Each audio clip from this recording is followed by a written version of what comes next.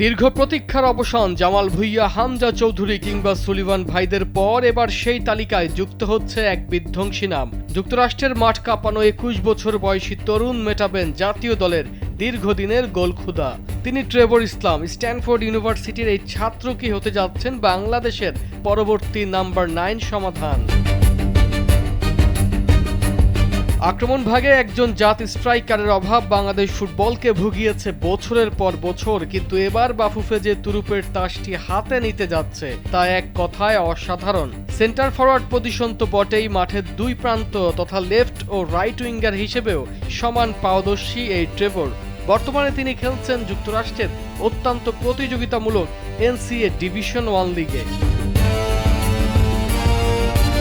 বাফুফের সহসভাপতি ফাহাদ করিম নিজেই নিশ্চিত করেছেন এই রোমাঞ্চকর খবর।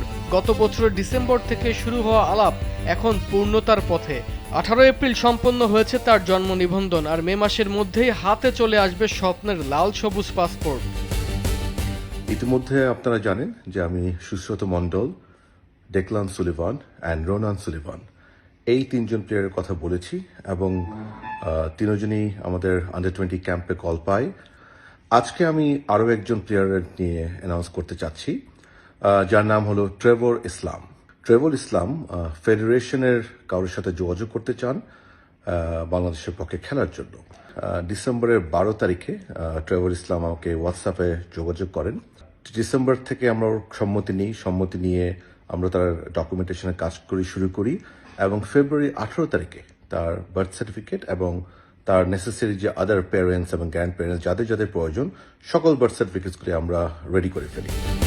তবে কি সামনের জুন উইন্ডোতেই দেখা যাবে তাকে?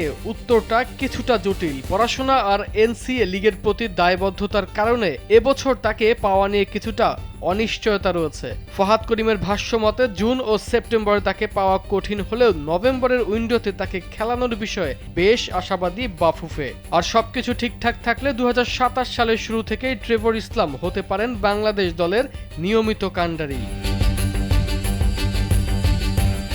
সময় বলে দেবে তিনি কতটা নিখুঁত। তবে আজ কোটি প্রাণ গেয়ে উঠছে একটাই সুর, স্বাগতম ট্রেভর, এবার তোমার পায়ের জাদুতে বিশ্বকে নতুন করে চেনার পালা। আরমান হাসান, কালবেলা।